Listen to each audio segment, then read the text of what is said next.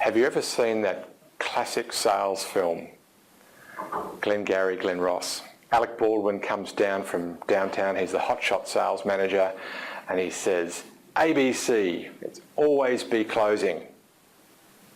It's a great film, but he was really, really wrong.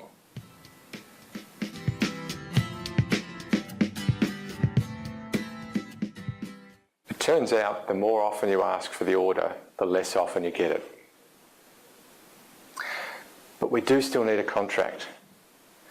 In some businesses, you just can't do much until you have the contract. Certainly that's true in services businesses, but there's plenty of other businesses where you really need a contract before you can do anything.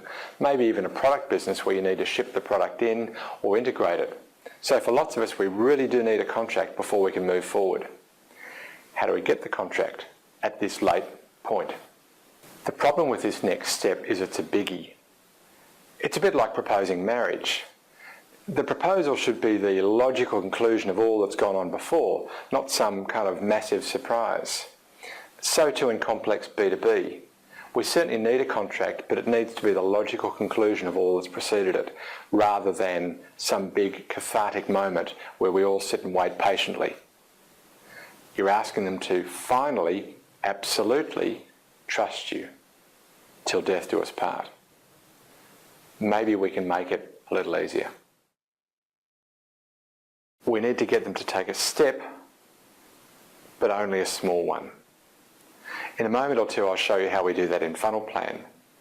But before I do that, I'm going to do two things. I'm going to share with you the conclusion. How do we get them to make the final absolute commitment? And I'll invite you to receive more blogs like this. Let's get to that conclusion first though. How do we get them to make the final absolute commitment? Till death do us part. Sell them on taking a small step, then another, then another, then another. The paperwork will be one of those key steps. But don't make everything wait until the paperwork. Some examples of tactics that you can employ before the paperwork arrives. The project kick-off meeting would be an example. Scoping might be feasible, depends on how deep the scoping is. Frankly, even if the scoping is paid for, but not too much as a % of the total project fee, that might be a small step that they can take initially. Setting the review meetings, working out the teams from both sides and getting those teams to meet. All of these are steps that can be taken immediately, logically, one quickly after the other. We certainly don't want to slow the sale down, we're actually trying to speed it up. Just get them to take multiple small steps, one after the other, so that we're building toward the logical, valid conclusion, rather than waiting off until somebody moves. You know, the first one who blinks loses is a horrible dynamic in trying to close a deal. Don't. Small steps, momentum, rhythm towards the logical conclusion of the close.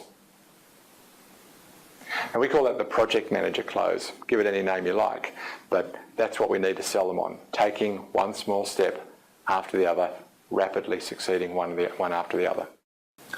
Oops, just like in my last blog, I forgot something and I've had to come back and add it in. It's a small one.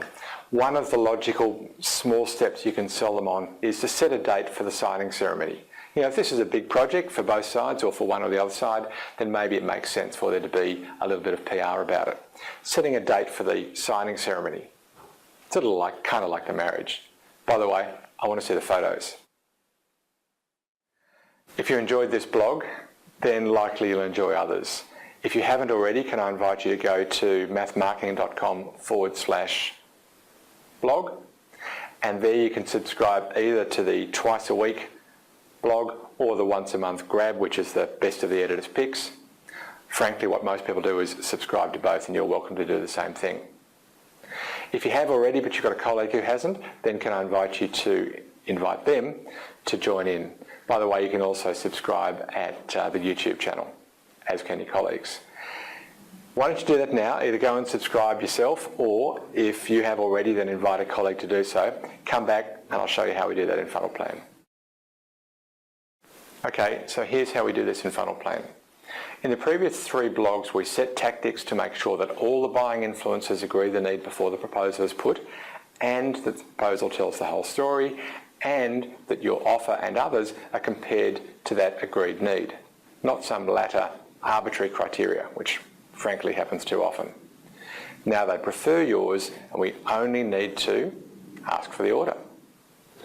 But as we just argued, we want them heading into that moment with some momentum. So let's change this existing tactic to replay the plan you put in the proposal. Remind them of the plan. Then let's replace this second tactic and put something like schedule kick-off meeting to set all dates. Remind them that they don't need to wait for the paperwork for this step, because we can always cancel a meeting. Again, it's a small step. Let's add a new tactic flowing from that second one to set the dates for the signing ceremony and the dates for periodic reviews. Now you might be more creative than that, but you get the idea. So we want to win more often, but frankly, all the way through the buyer's journey, we're going to lose. We're going to fail at many points. That failure we call leakage, and that's why I called my book The Leaky Funnel. How we deal with that leakage turns out to be critical. And I'll show you how we do that on another day. But for now, may your funnel be full and always flowing.